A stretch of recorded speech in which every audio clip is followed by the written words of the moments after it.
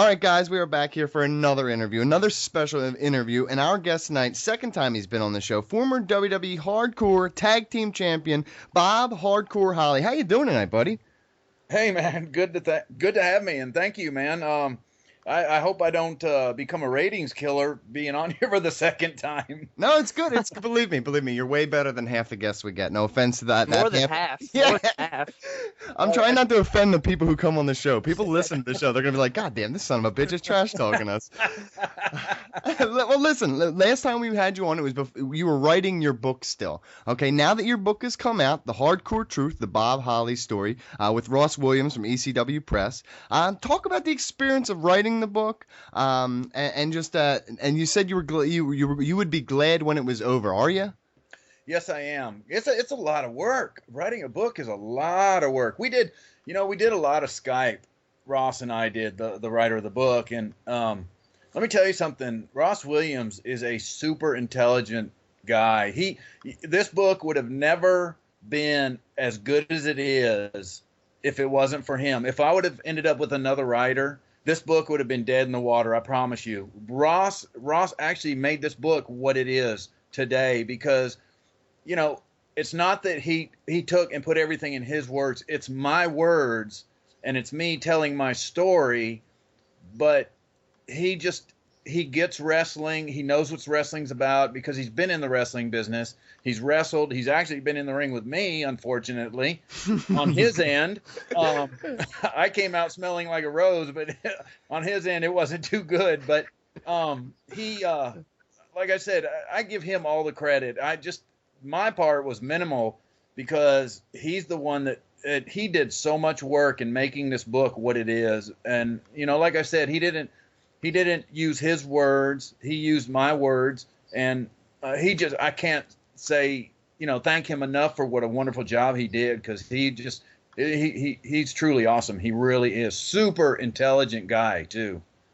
MJ? Bob, I think one of the reasons why so many people have enjoyed your book so far is, they've said that you come across as very truthful, very forthcoming, giving your true feelings on everything throughout the book. Was this a conscious effort that you made? I mean, was there any apprehension with revealing anything, or was that always your goal, just to be 100% truthful throughout the book? It was my goal to be 100% truthful throughout the book, because when I was in WWE, I was 100% straight up with everybody in there. They knew they stood with me, and I've never when I wrote the book, I never worried about, okay, who am I going to upset? Because number one, if I'm telling somebody my opinion and my feelings on something or about somebody, that's my honest feeling and honest opinion.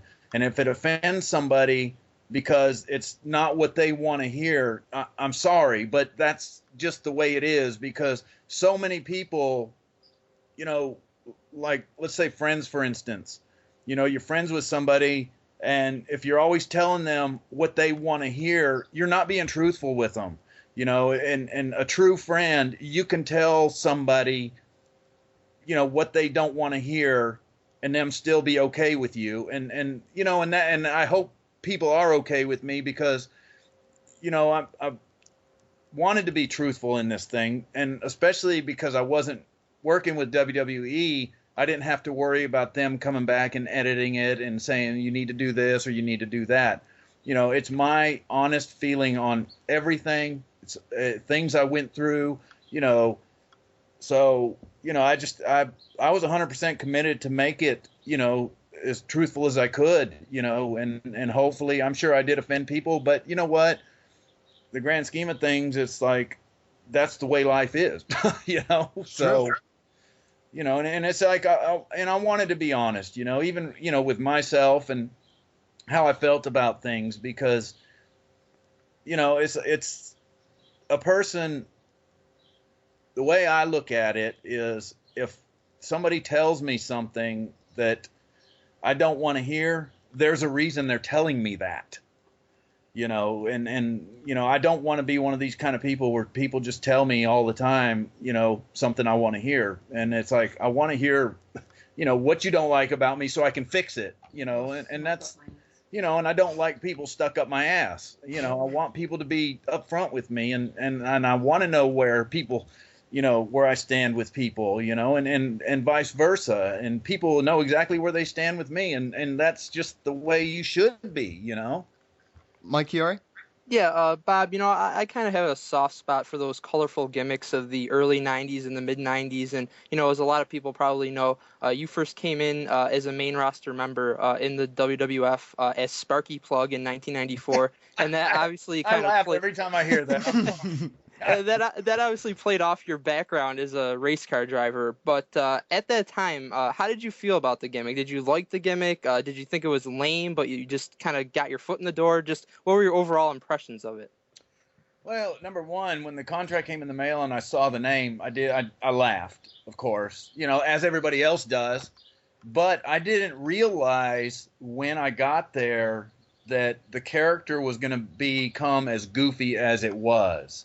Mhm. You know, here's this, you know, and I thought I was going to be at least be a little bit of myself as far as a race car driver, but they wanted me, you know, smiling and glad handing everybody and just this happy go lucky guy that gee whiz, you know, and that just didn't work for me, but it was a way for me to get my foot in the door, you know, and so, you know, and like, you know, and I appreciated it a lot because, you know, as you know, people laugh at the gimmick and kind of make fun of me over it, and you know, and you know, but the people that like me, they can laugh about it with me and stuff like that. Of course, then you got the ones that, you know, the haters out there that think that it bothers me when they call me Sparky and this and that, but all I have to say is, you know, if they were offered a job and they were offered a goofy name, I know they wouldn't turn it down if that was their very first opportunity to get in a company. And that's the way I looked at it, because when I saw that name on there, I was like, oh my gosh, are you kidding me? And the first thing I thought was,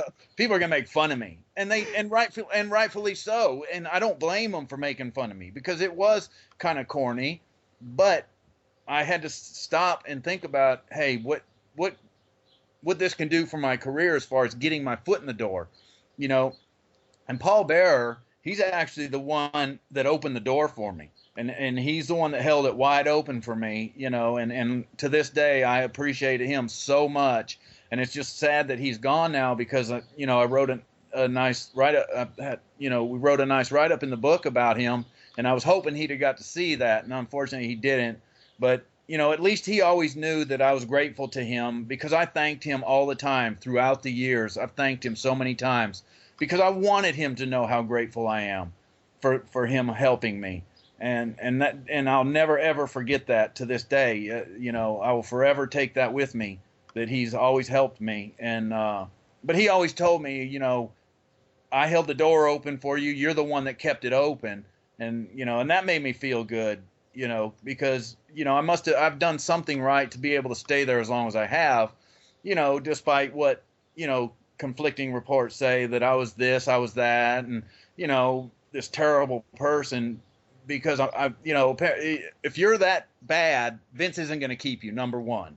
If you treat people poorly and take advantage of people, number one, Vince is not going to keep you around, you know. So, but I just looked at it as an opportunity, you know, okay, hopefully, you know, down the road we can, you know, start a name change, because I was really uncomfortable playing that gimmick. I really was. And, you know, and if you're uncomfortable being a certain character, you're not going to put 100% into it, by no means. You know, and 6 months down the road, you know, after I was there for about 6 months, somewhere 6 months to a year or something like that, I went to Vince and just said, hey, you know, can you think we can change my name? And I was scared to death to go ask him, because here this man gave me a job that I was very grateful for, and I'm asking if I could change my name. And I was shocked. All he said is, what do you want to change it to? And, you know, and then that's where the Bob Holly came from, because I've always used Bob Holly throughout my earlier years in wrestling, and I was always comfortable with that name. So that's what we went with, and we just kept it Bob Sparkplug Holly. And I thought, you know what, that's a start. Eventually we could drop the spark plug, and which obviously we did, you know. And so that's how that whole thing came about. Oh, well, listen, there's always we always talk about underused stars and guys who should have gotten a bigger push, and your name is always on that list when we talk about it. Do you feel that you should have achieved better in your because you were one of the longest tenured WWE wrestlers in history. So I mean, do you feel like you deserved maybe a world title run or something, or just a higher push? I agree with you guys. I felt like I felt like I could have, got a better push. But first off, let me tell you, I'm grateful for what I did get. I can't ask for more than that because honestly, I had a really good career. I mean, I honestly can't ask for that. But, I always did hope, I thought that I was at least decent enough to maybe become Intercontinental Champion or maybe not so much maybe get carry the belt as a world title. I don't know if I would have been able to carry the company, like that. You just don't know until they put it on you. But, it would have been nice, but it never did, you know, transpire. And so, I'm grateful for what I did get, and I mean, I still made a lot of money, which I could have made more, if I would have held a major title. But I felt like that I was at least good enough to become, Intercontinental Champion, so, I mean, that would have been nice. And I do sometimes think that I was underutilized, they could have used me a little bit better, but I mean, it is what it is. And I have no regrets. I'm just thankful for the run that I had, because honestly, I did have a really good run and I made great money, so I have no complaints whatsoever. I mean, yeah, everybody strives to become world champion or IC US champion or whatever. Everybody strives to go as far as they can in the company. And unfortunately, I never did get as far as I wanted to, but I always strive to get there because I gave 100% every night when I went out, no matter what. I did what I was told to do. I didn't complain, and that's the reason I stayed there for so long. And plus, I was very loyal too. Loyalty is huge to me, so, but, I wish I could have maybe tried to have, a world title run maybe, but then again, I don't know if I would have been able to carry the company. I just, you never know. MJ, I take the last question. Yeah, Bob, you talk a lot about all your successes as well as your disappointments in your book, and one of those disappointments that you mentioned was at WrestleMania 23. You said that maybe initially the plan was for you to face Bobby Lashley rather than Umaga in the Vince McMahon versus Donald Trump Battle of the Billionaires. How did that eventually break down, and how do you feel like your career might have changed for the better, for worse, whatever, had you actually been in that match? I don't know if it would have bettered my career or not. It just, I know it would have kept me going in a storyline. I do know that it would have kept me a lot busier. But the whole thing actually, it just came out of nowhere when they told me they were going to put Umaga in, and which I was, happy for him, because he was getting a good spot on WrestleMania, because Umaga was a really good guy. But also, I was disappointed because it just came out of nowhere, because I'd been working with Bobby for the last 6 months, every night on the road and working with him on TV and, just grooming him to, and helping him improve.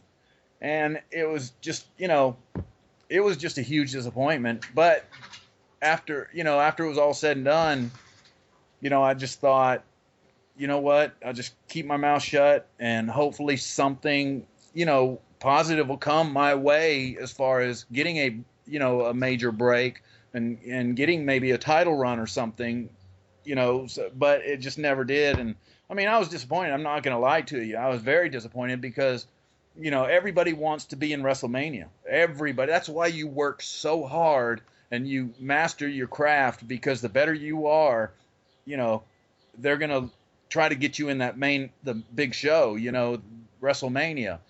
And it just, it was a disappointment, but I thought, you know what, maybe next year. And that's the way I always looked at things. I always looked at, okay, it's not meant to be. Something else will come along. All right, listen, Bob, we appreciate your time. We really tell everybody where they can find you, where they can find you on Twitter, where they can find the book. You can find me at the Bob Holly on Twitter. Also, my book, you can get it on Amazon.com or Kindle, and then Books A Million, Barnes and Noble. So the hardcore truth, the Bob Holly story with Ross Williams from ECW Press. Guys, go out and get it. It is worth your time. Thanks again, Bob, for your time, and have a great day. Yep, thank you guys, man. I really appreciate it.